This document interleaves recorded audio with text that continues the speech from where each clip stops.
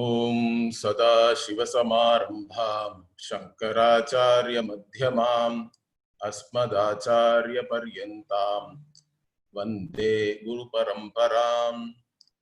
ओम गणानां त्वा गणपतिं हवामहे कविं कवीनामुपमश्रवस्तमम् ज्येष्ठराजं ब्रह्मणां ब्रह्मणस्पत आनशृण्वन्नोतिभिः सीदसादनम्। ओम महागणपतये नमः। ओम भद्रं कर्णेभिः शृणुयाम देवाः भद्रं पश्येमाक्षभिर्यजत्राः स्थिरैरङ्गैस्तुष्टुवागुंसस्तनूभिः व्यशेम देवहितं यदायुः।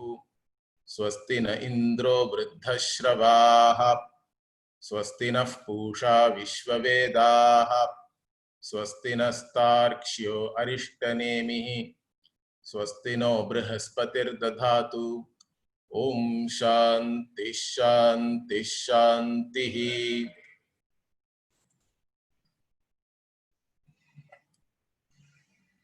We are starting Ganapati Atharva Shirsha Upanishad from today.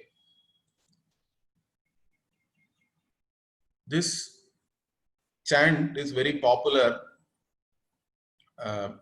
particularly in Maharashtra and South India, where we also chant this every day in our temple. We have Vallabha Mahaganapati, and during the daily puja, we chant this.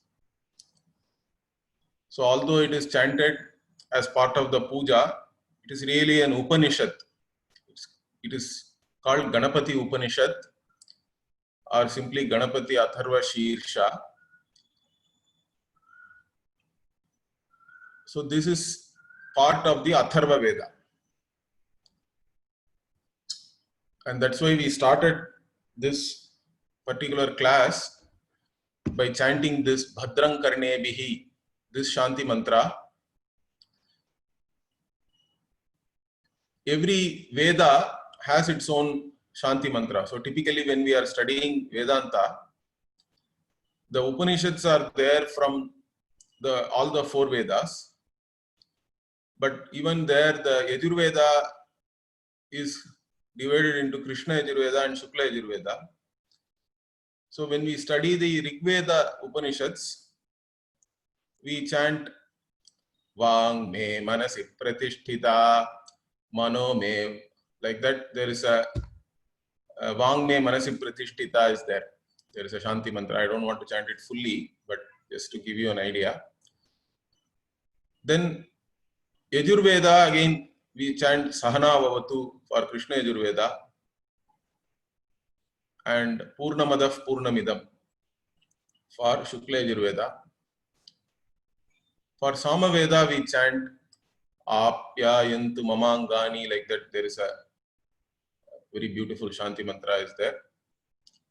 Then for Atharvana Veda, we chant this Bhadrang Karnebihi. So if you see, these are called Pancha Shanti mantra. And when we study Brahma Sutra, in fact, we chant all the Shanti mantras before we start the class. Whenever we start the Brahma Sutra classes, in fact, I think nearly some 10 Shanti mantras we always chant before the Brahma Sutra class. We used to chant at least when we were studying with my guru in the Gurukulam. So some of these Shanti mantras are specific to a mumukshu. They are all asking for generally protecting both the teacher and the student.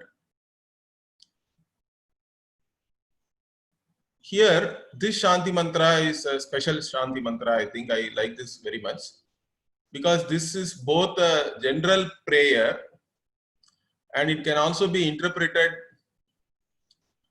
as a prayer by mumukshu. Okay. So that way this Shanti mantra is a special Shanti mantra. So we'll quickly first see the meaning of the Shanti mantra because we'll be chanting it during all the classes in the beginning. And normally we end all the classes with the same Shanti mantra, which is Purnamadav Purnamidam. Okay. Here, this Bhadrang Karnebihi Shrunuyama Devaha. Hey Devaha. So Deva here is in Sambodhana, means we are calling out the Devas. Hey Devaha. So why do we call out somebody? See, even Ashtotra we do, correct? So we call out the names of the Lord, 108 names. And then we have some prayer always. So we are always we are having some ulterior motive. So Hey Devaha, we call out. And then what are we asking? We are saying Shrinuyama. May we hear. What do we hear? Bhadram, that which is auspicious, that which is Mangalam. So may we hear that which is auspicious. Bhadram means Mangalam, you can take auspicious. So may we hear auspicious things with our ears. Karnebihi Bhadram Shrinuyama. So this can be taken as a general prayer because nowadays we hear too much of sound, I think, anyway. And most of it is not really auspicious also. And we also get all these marketing calls. Some sound is always going on, correct? Even while I take the class also, today it is okay. But sometimes we get all kinds of sounds. So instead of all that, let me hear auspicious sounds. That can be a general prayer. But then how does it apply to a mumukshu? Okay. For a mumukshu, what is auspiciousness? Ultimately, only one thing is really auspicious, correct? That is why even Shiva, the word Shiva also really means Mangalam, auspicious only. So here, what do we mean by Bhadram for a mumukshu? Is that Brahman alone is really Bhadram. Ultimately, Brahman is the most auspicious.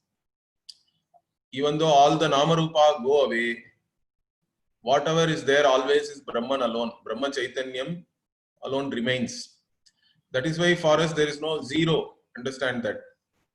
If you take away all names and forms, even if you take away physically all the particles, atoms, electrons, neutrons, whatever it is, correct? Even recently they are saying they have found a fifth state of matter. Okay, so till now there has been solid, liquid, gas, plasma.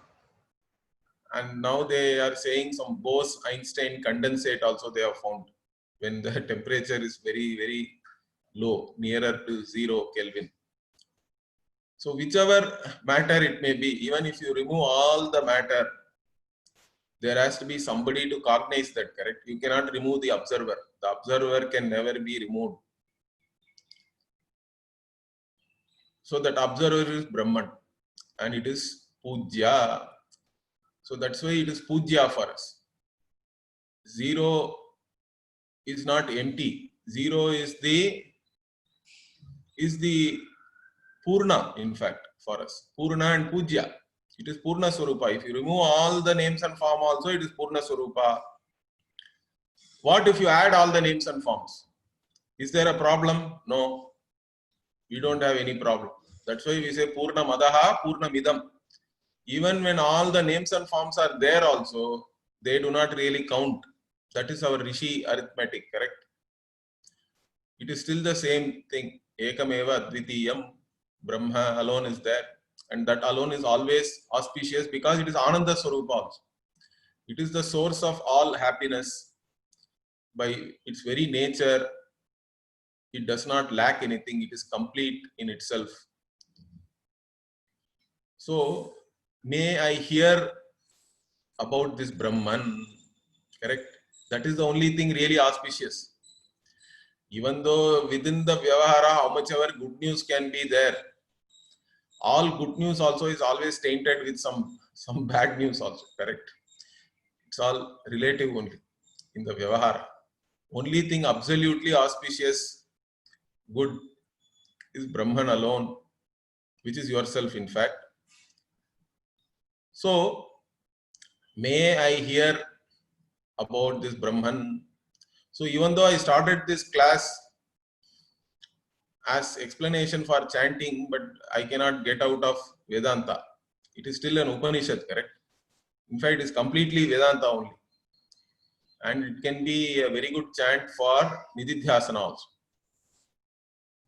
So, by chanting this, may I always hear about Brahman, correct? That is for the Mumukshu.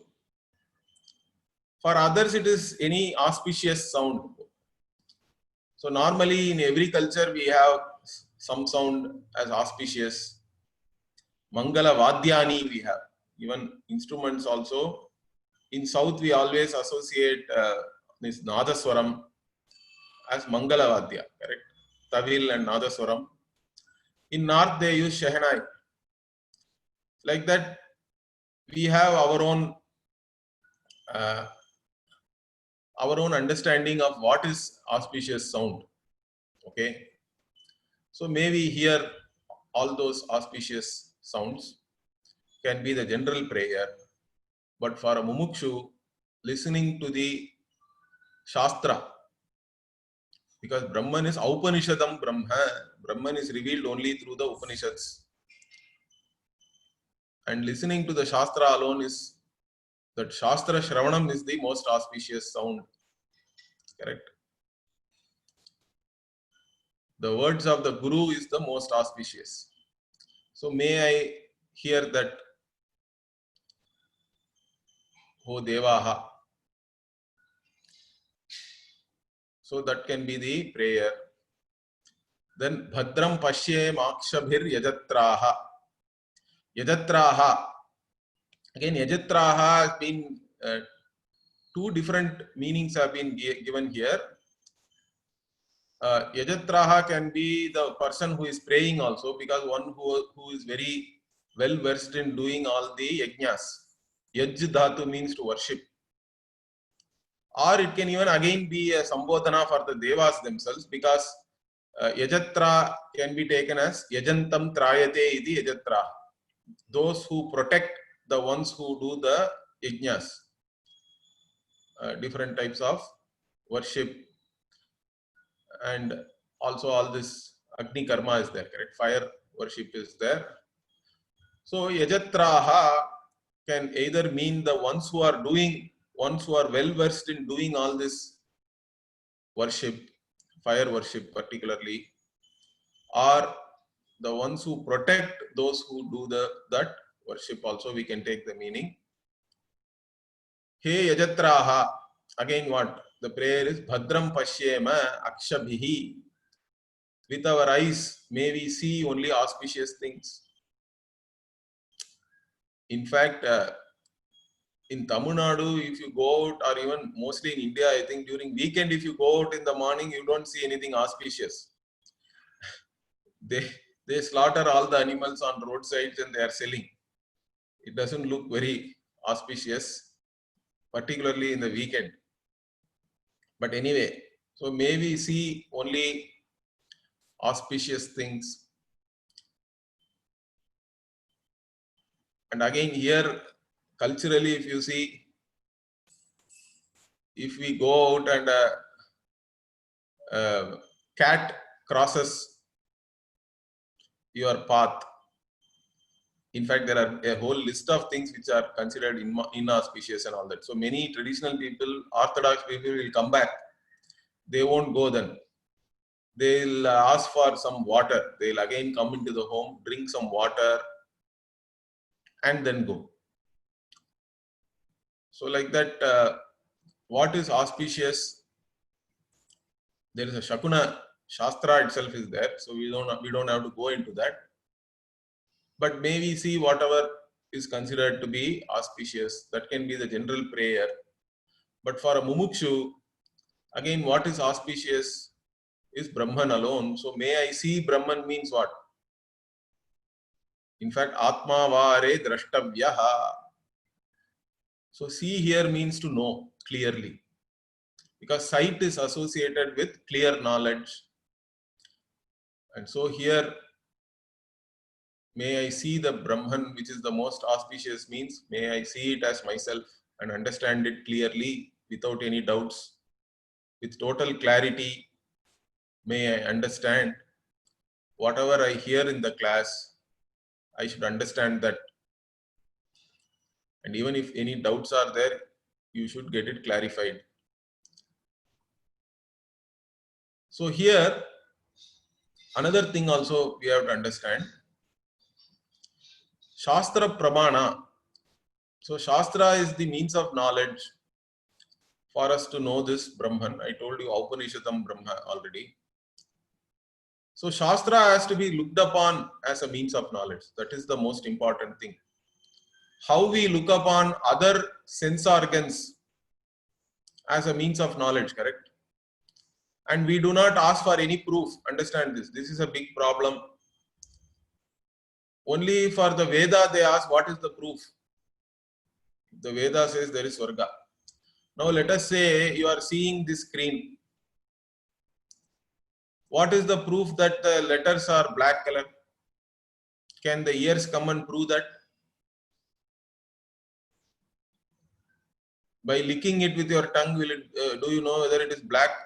You cannot lick the laptop or phone anyway, but I'm telling you. Or by touching it also, you don't know what color it is.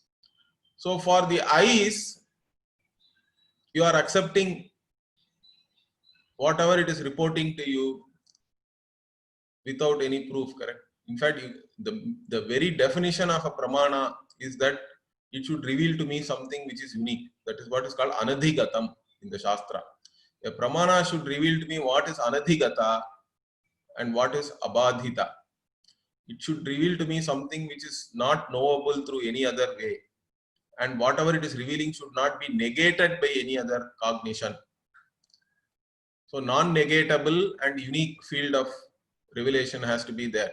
Then only whatever it is revealing is useful or it is important. It is called pramana. It's a valid knowledge.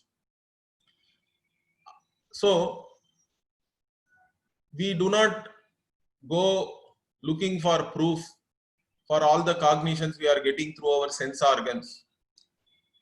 The same way we have to look at the Veda. Because Veda also is revealing to you something which is not really available to other means of knowledge, correct? If it is also scientific and if it is revealing to me whatever is already known through science, then why do I require Veda? All of you can go and sit in some university and study science, correct? So there is also another problem nowadays that they always add some scientific terminology to all these things unnecessarily. Bliss technology, inner engineering, all these things are not required. Veda also, they always try to promote it as something yogic science, Vedic science and all that. Veda is not really science. In fact, I don't want it to be scientific. Veda should not be scientific. Then it will become Anuvada, right? It's only repeating whatever is known through science. But what Veda is teaching you is about yourself, about the subject. The scientific inquiry also is an inquiry into truth, but it is an inquiry into objective truth, as they call it. Everything they want to study objectively. But the tragedy in that is they have taken the subject for granted, or at least subject is not easily studyable with scientific methodology. So it is somewhat of a mystery for even scientists. Although they also finally come back to an observer. If you go to quantum physics, they do talk about the observer. And there are some consciousness studies and all going on now. But even that they try to study objectively. So that is a problem. But Veda is the only means of knowledge which can reveal to me who I am really. The truth of the subject, the very nature of the subject. And whatever it is revealing to me, I have to just know it, see it as it is. Pashyema. So may I have the Shraddha also. When I say Pashyama, Shruniyama means what? May I listen to the Shastra with the right attitude. In the prayer, that also we have to include, I think. May I listen to the Shastra with the right attitude. Unless I listen to it and see the Shastra with the right attitude, with Shraddha. Shraddha means not blind belief or anything. Shraddha, in fact, should not be translated as faith. Faith means the Christianity, they have a concept that even if it is illogical, you have to have faith. Our tradition does not say that. In fact, Shankara explicitly says, even if 100 Shrutis come and say fire is cold, you cannot accept it. So Veda cannot say something which is negated by another means of knowledge. Veda has to reveal to me something which is totally new, unique. That's what we call Apurva. It has to be Apurva, and it should not be, it can neither be proved nor disproved by any other means of knowledge. That's how, in fact, every means of knowledge is correct. If you hear a sound, that sound only can be revealed by ear. No other means of knowledge can come and prove or disprove it. Similarly, Veda is the only thing which is talking about certain sadhana sadhya. If you take the Veda Purva Bhaga, it is giving you many things. Okay, the Veda Purva Bhaga is giving you many means and ends. In some cases, the ends are known, but the means are totally new. They are not available through any other means of knowledge. And in some cases, the means and ends both are unknown. Swarga. Swarga is not revealed by any other means of knowledge, cannot be revealed also. Even if somebody says, I went to Swarga and came back and I have seen it, you will then start looking at that person suspiciously, I think. So, like that, Veda has revealed many means and ends for us. And depending on your desire, you can use any of those means. But finally, once you are tired of all these means and ends, because the ends are all limited at the end of the day. Even the most exalted end of becoming a Prajapati. Okay. So even if the Prajapati looks upon oneself as an individual jiva, then Prajapati also will have problem only. So all the padavi, any accomplishment, status you attain, all of them are limited. Veda itself says that. Therefore, once you have understood that what I really need cannot be achieved through any action, it cannot be a result of any action, because all results of all actions are limited. And even if you add all of them, it will not become limitless. You cannot arrive at limitless by adding things. I can always say +1. So, for the one who has this Vairagya, then all the Shastra, you have to then go towards that only. Shastra is the only means of knowledge which is now going to show me who I am really, my Swarupa, as the limitless conscious being. But even to study, I need the right attitude, and I also need the right disposition. Both physically and mentally, my disposition should be proper. So all these prayers are fitting in there only. So this is a prayer for both having the right attitude and also physically. Immediately you see Sthirai Rangai Stuštuvagum Sastanubhihi. Sthiraihi Angaihi means firm limbs. Angaihi means limbs or organs, you can say. Firm and strong. Okay. So with firm limbs and organs, what do I want to do? Stuštuvagum, Stuštuvam Saha means may I appreciate your glories. In fact, everything, every glory in the world is Bhagavan's glory only. Correct? That's what Bhagavad Gita, 10th chapter, there is a Vibhuti Yoga is there. Vibhuti means glory. And Vibhuti also is Shiva's glory, correct? The ash is supposed to be the glory of Shiva. So why do we take the ash and call it as the glory of Ishvara? And Shiva is also associated with having a third eye, and when Shiva opens the third eye, everything is burnt down and only the ashes remain. So what is the connection between all these things? See, fire, you put anything into the fire, it becomes ash. That means all names and forms are gone. Once you put something into fire, what happens is all the names and forms vanish. What is remaining is only the ash, which is equivalent to Brahman. Right? When even the whole world also, when you look at it through Jnana Chakshu, the third eye means what? It represents Jnana, knowledge. Through the eyes of knowledge, if you look at the whole world, all the names and forms vanish. What is there is only Brahman, only Ishvara is there. And that Vibhuti actually represents that, correct? When all the names and forms are gone also, whatever is there, that is Ishvara. And that is Ishvara's glory, in fact. So may I appreciate the glory of Ishvara, okay, so again, I appreciate everything as Ishvara, but interestingly, the prayer here is what? With the strong and firm organs and limbs. And Tanu Bihi also is there. Tanu Bihi can be, Tanu also has a meaning of body. Okay, physical body is called Tanu. Or in this context, since already Sthiraihi Angai is there, Tanu Bihi can be taken also as the Veda Mantraihi. With Veda Mantra only I can appreciate the glory of Ishvara. Because Ishvara also, how do I know the Swarupa of Ishvara? Ishvara as the Jagat Karanam.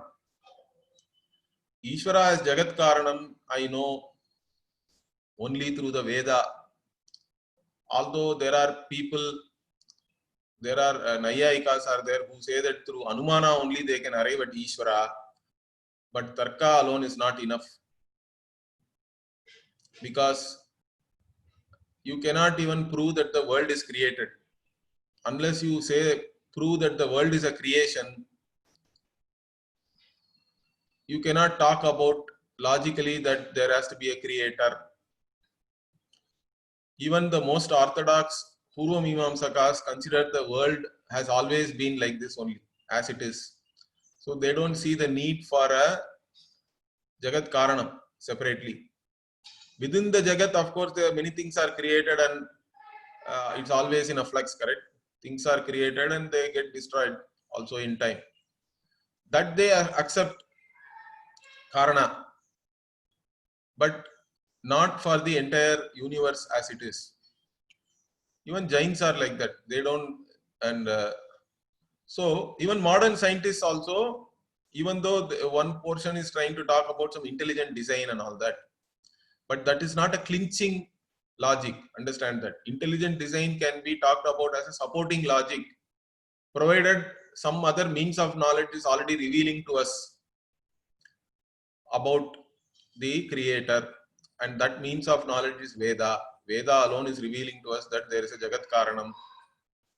So through the Veda mantra only now I am appreciating the glory of Ishvara. Everything which is there here, may appreciate everything as the glory of Ishvara. In fact, we think that everything is myself, me and myself, me and mine. Itself is the starting of Ajnana. It's all ignorance. In fact, what I consider as me, my body, itself cannot be claimed by me. This body was born because my mother ate food and it has come from my mother's body, correct? So my mother has more claim on my body than myself. In fact, Pujya Swamiji used to say that so many microbes are living in your body and they have lived there for generations. they have more claim over your body than you. They are all living in your stomach. Without them, you can't even digest anything. So even those microbes are all Ishvara only, sitting there and digesting the food. Aham Vaishvanaro Bhutva Praninam Deham Ashritaha, like that Bhagavan says in the 15th chapter. So Bhagavan only is sitting and digesting the food also. We can't even digest our food. We don't have that strength. We cannot consciously eat something and say, now I am digesting it. The digestion has to happen. That capability is not a conscious capability. It is something God given. It is there. Bhagavan is only sitting and even digesting your food. What to talk about anything else, correct? So everything is the glory of the Lord only, including your body, mind, sense complex. All that is the glory of the Lord. That is another important attitude we have to develop. So that will give you certain humility, but more than that, it will make you accept the world as it is. So relatively, we need to have certain acceptance of oneself as an individual and the world as it is. Otherwise, you don't have a certain disposition of your mind. Otherwise, there will be a lot of conflict in your mind. And a conflicted mind is not ideal for listening to Vedanta also. So we need to see the world in a particular way. We have to see the order in the world, and that order is nothing but Ishvara's order. Every order which we see in the world, every glory which we see in the world, whether it is the physiological order, physical order, cosmological order, everywhere there is something which is glorious, correct? Including the psychological order, moral order, whichever order you take, all are only Ishvara. Ishvara is manifest as all these things. It's all Ishvara's glory. May I appreciate that? Correct? Or as a normal person, may I praise, may I have good limbs and organs so that I will be able to praise the glories of Ishvara. So for a normal person, of course, Ishvara, themselves and the world, everything is separate, correct? Because when we grow up, our idea is what, even all the, whatever we see, that Ishvara is somebody with a big dadi and sitting beyond the clouds and all that, correct? Like that, there is an image which is created. So Ishvara is separate, world is separate, I am also separate from the world. This is the vision with which everybody is starting. But you cannot end there. Once you have come to Vedanta, first we understand that the world is not separate from Ishvara. That is what that is one of the unique things in our culture also. And our Vedic vision is what? The creator and the created are not two separate things. When we say Ishvara is the creator, is the Karanam.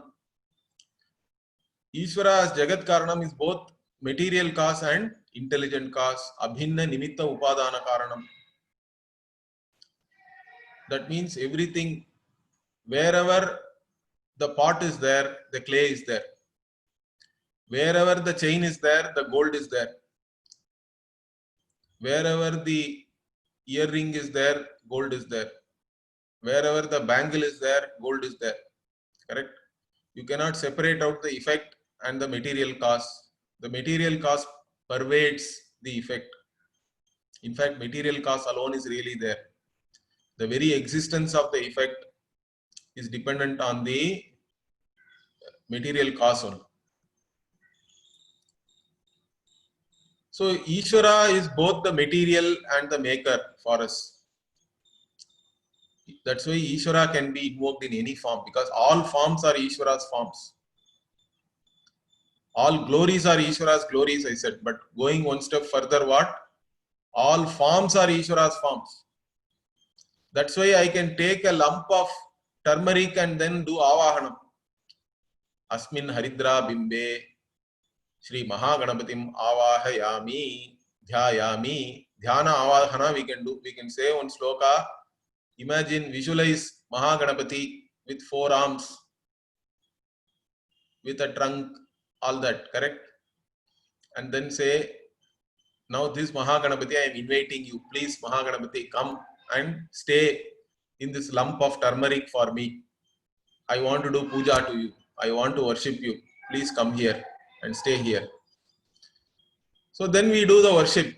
Shodasha Upachara, like we will do for any guest. Atithi Satkara. Puja is nothing but Atithi Satkara only.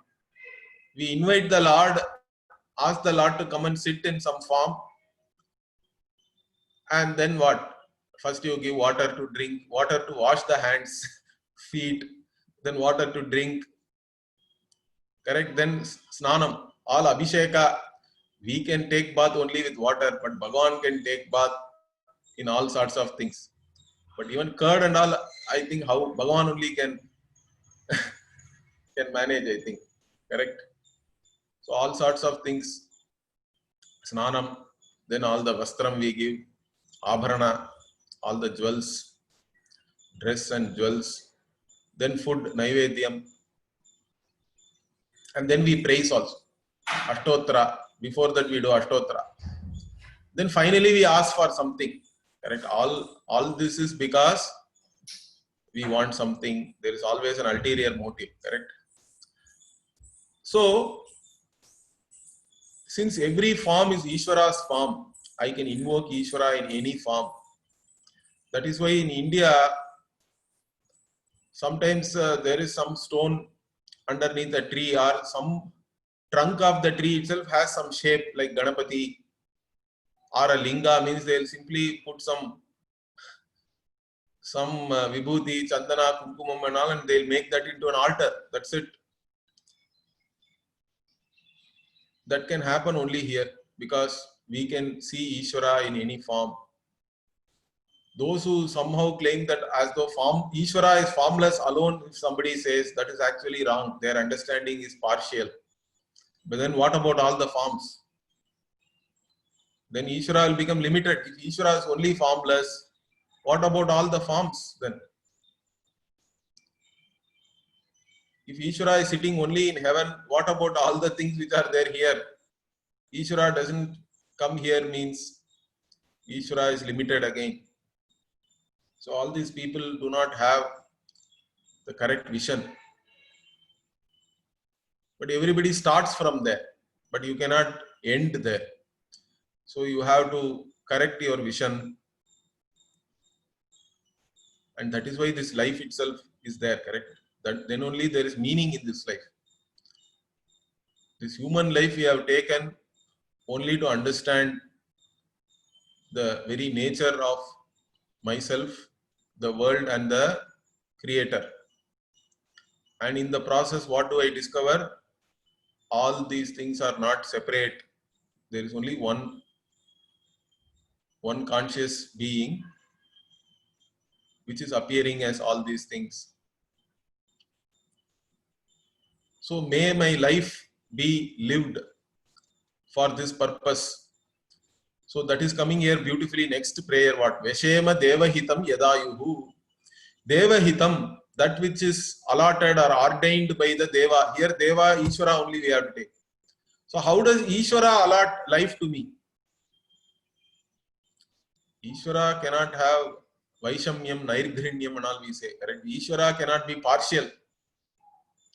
So Ishvara only goes by your karma phala data. Ishvara is the one who is giving me the results of my actions. So based on my karma,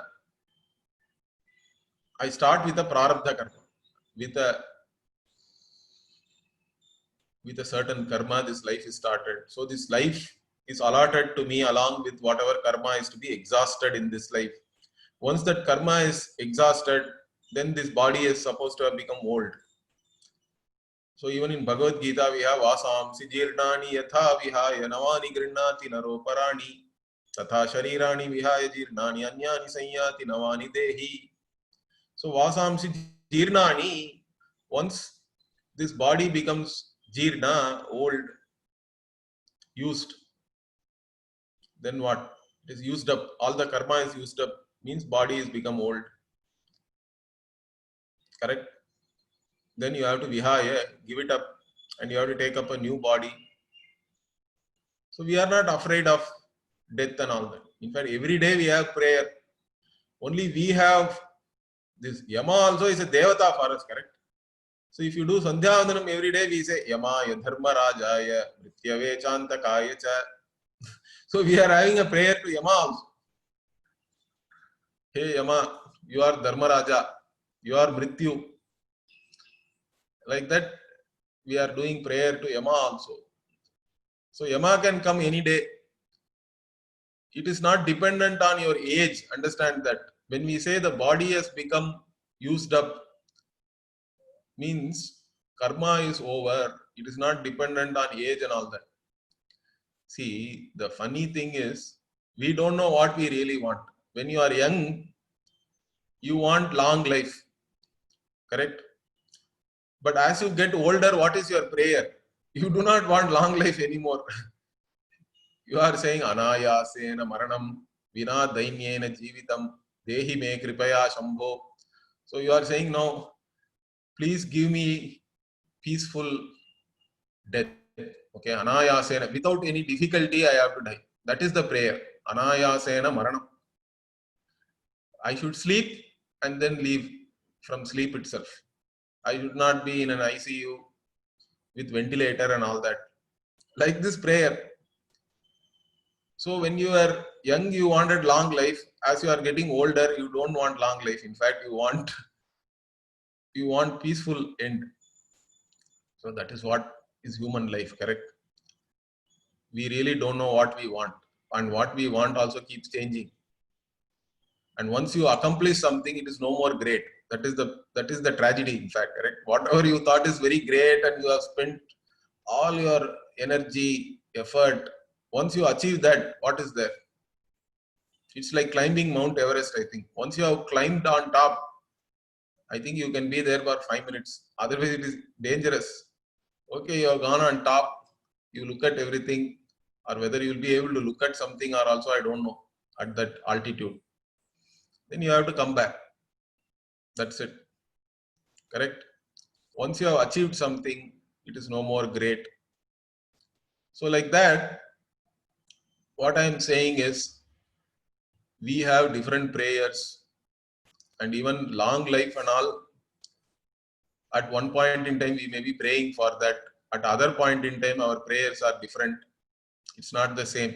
So here we are saying, let me live. Veshema, Deva Hitam. Whatever is allotted by Ishvara to me, I want to live. So I am not asking for a long life or a short life or whatever it is.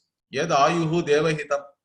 Whatever life has been allotted to me by Ishvara, whatever prarabdha karma has started this life, may I live that life appreciating the glories of Ishvara. Like that we can connect it. So how beautiful it is, this prayer, see. So there is a prayer for whatever is the adequate time period, and whatever life I live, I have to add life to years. Like that they say, correct? You don't have to add years to life, but you have to add life to your years. There is a saying like that. So like that here, may I live a long life, maybe, but even then I have to use that life for appreciating the glories of Ishvara. Sthiraihi angaihi stuštuvamsaha tanubihi. So like this prayer.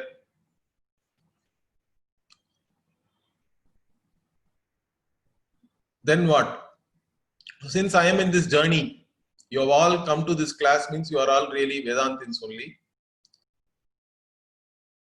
So now we are again praising different devatas with the special names also.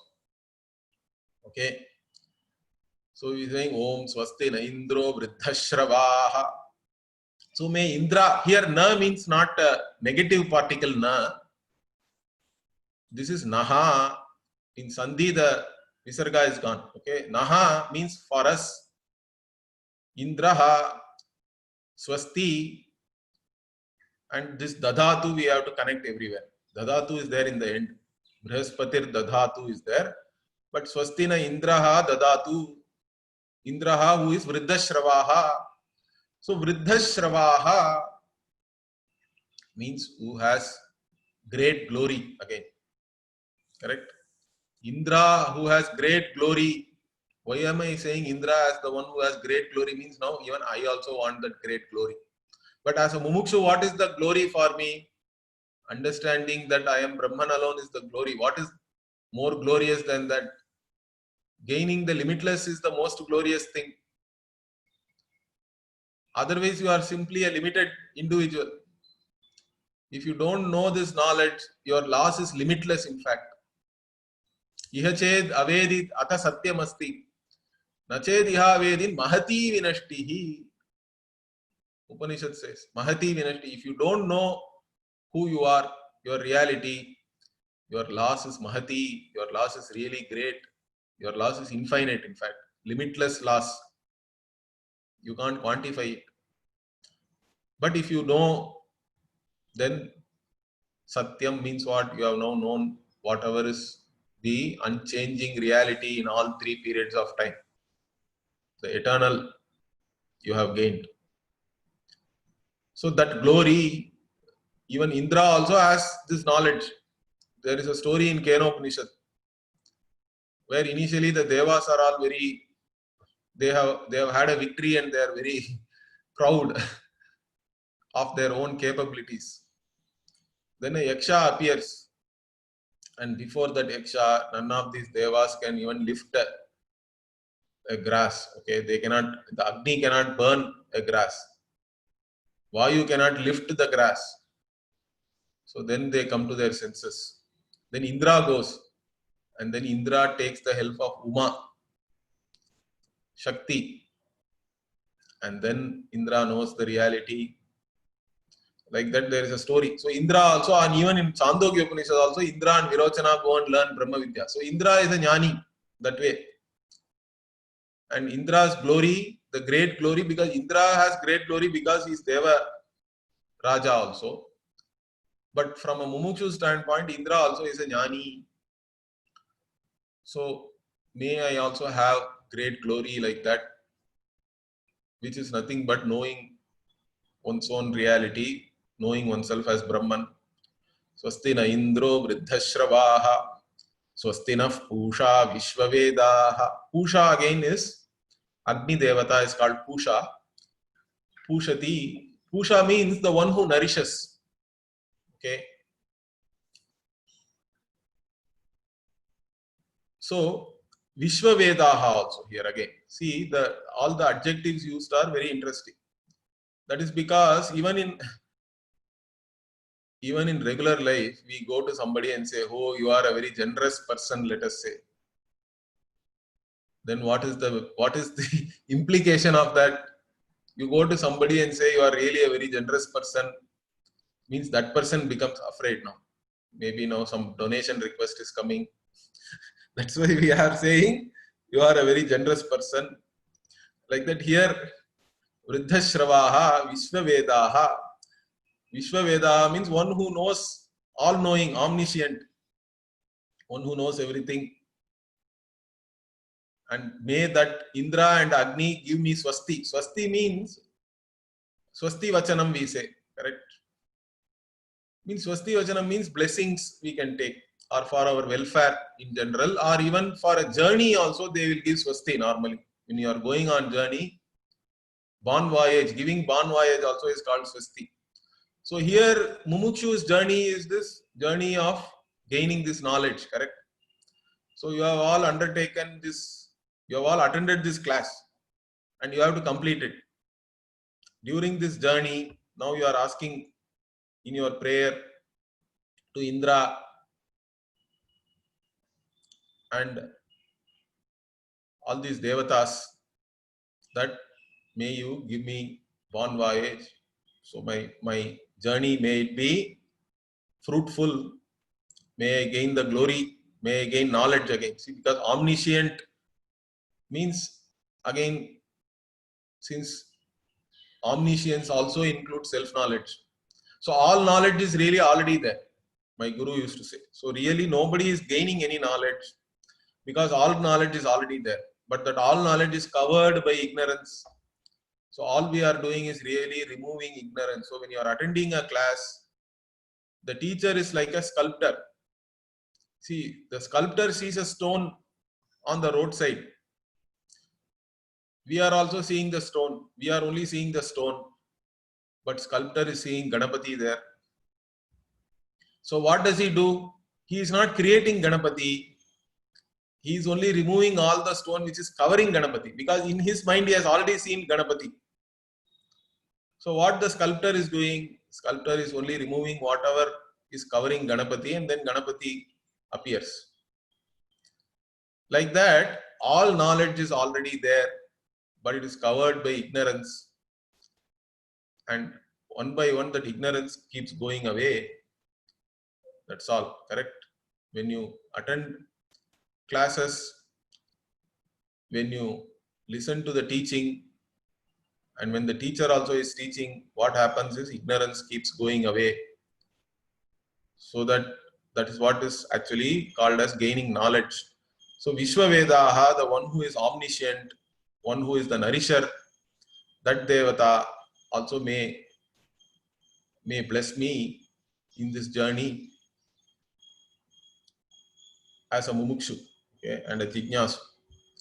Then swastinastarkshyo arishtanemihi. So arishtanemihi tarkshyo. Tarkshyo means Garudaha, Tarkshaha. So Garuda Devata is the Vahana of Vishnu. And he has an interesting adjective here, arishtanemihi. Arishtanemihi means one who moves without any impediments. One who moves freely. Vishnu's Vahana, Garuda, is moving all over freely. No obstacles, nothing can obstruct Garuda. Correct? I think there is even an airline, Indonesian airline called Garuda. So like that, even my journey as a jignasu, as a mumukshu, as a human being, let it be without any obstacles, any obstructions. It should be free, easy. That is the prayer. Swasti nastarksho arishtanemihi. And finally, swasti no brahaspatir dadhatu. Swasti dadhatu naha. So may Brihaspati is the Deva Guru. So to Guru also, what will you pray? That may I gain this knowledge. That is the prayer here. Okay. So after this, actually this Om Tanma Mavatu has been added here, but this is not traditionally there. So after this, it's only Om Shanti Shanti Shanti. So 3 times Shanti. Why do we say? Because traditionally we think 3 types of, again, disturbances, obstructions are there. 3 levels are there, the obstructions. One is what? Adhyatmika tapa. Tapatrayam we say. So the Shanti comes from the root sham, mean to put off.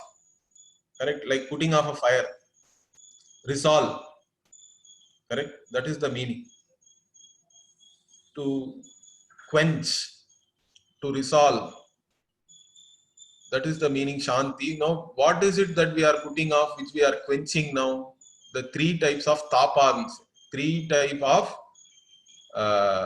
in English, what we can say. Tapa means generally some kind of a agony, you can say. Okay, some kind of a disturbance, we can say better. And what are the sources of these disturbances? One is Adhyatmika, centered on oneself. You come to the class, still your mind is not in the class, correct? Some other, for all people, even yesterday somebody said that they have some office work, they will not be able to attend. So what can we say? Okay, listen to the recording at least. That's all we can say, correct? But even while listening to the recording, you have to really listen to it. Then only you will benefit. So there are disturbances with reference to oneself only. So let that all those disturbances be resolved. And then what? Surroundings. There are other people. Adi Bhautikam. Here, Bhuta. Bhuta means beings, living beings, we can take a meaning. So, centered on other beings around you, there are disturbances because they can come and disturb you, correct? Even one mosquito is good enough, I think. You don't require human beings. Human beings also can come and disturb you. But even a mosquito is good enough. So all those disturbances, let it not be there. Then finally, Adi Daivikam. Adi Daivikam means with reference to all devas. All the natural forces are all having Adhisthana Devata, correct? So all those Adhisthana Devata, they should not disturb us. You are having a class, some earthquake and all should not come. Correct? Earthquake, tsunami. So many things are happening nowadays. Gas leaks are happening. So this year has been terrible, correct? Something or the other is happening every other day. Cyclone. Pests are coming, locusts. So we have had a very eventful year till now. But so our prayer should be even more, I think. In fact, starting, see, first Shanti is for Adi Daivikam. Means Chinmayananji used to say, you have to shout the first Shanti because the Devas have to hear. Then next one is for surrounding. So you can say it a little less loud. And third one is for yourself. So you can tell it even more mildly with reference to yourself. So that way also you can differentiate, it seems. Om Shanti Shanti Shanti. Like that. That's only a story. You don't have to really chant like that. But this is the Shanti mantra which we start all the Atharva Veda Upanishads. Ganapati Atharva Shirsha being from Atharva Veda, and it is also part of the 108 Upanishads originally listed in a, there is a Muktika Upanishad, like that there is one Upanishad is there. So that Muktika Upanishad lists 108 Upanishads. In that list, in fact, this Upanishad is the 89th. And there is one Upanishad Brahma Yogin who has written a commentary on all the 108 Upanishads. Okay. Adi Shankara has written only Upanishads, 10 Upanishads commentary. So because Adi Shankara has commented, they are called principal Upanishads or Dashopanishadaha. But then there are other Upanishads are also there. So this Ganapati Atharva Shirsha also is one of the Upanishads. In fact, it is classified as Shaiva Upanishad. So among the Shaiva Upanishad, Ganapati Atharva Shirsha is a very important Upanishad where Ganapati is presented as Brahman, as Brahma Swarupa, Omkara Swarupa, and how Ganapati actually teaches us this teaching, Tattvamasi. So Ganapati is actually presented as Tattvamasi Atmakaha, one who is in the form of this Tattvamasi teaching. How it is and all we will see, correct? So that's what we are going to see. This is a very important Upanishad, and it's also easy to learn and chant. Although I am not planning to teach you any chanting, you can learn that from anybody. There are many people who teach chanting actually. So from whoever is qualified to teach you chanting, you can learn that. And if you chant this also, once you know the meaning, you can then associate it, correct, easily, and recollect the knowledge all the time. You will be all the time with the knowledge. So that is the idea here. So next week, we will actually get into the text of the Upanishad, and we'll try to understand how Ganapati is presented here. ओम पूर्णमदः पूर्णमिदं पूर्णात् पूर्णमुदच्यते पूर्णस्य पूर्णमादाय पूर्णमेवावशिष्यते। ओम शांति शांति शांति। हरि ओम श्री गुरुभ्यो नमः। हरि ओम। धन्यवाद गुरुजी। धन्यवाद गुरुजी। Thank you.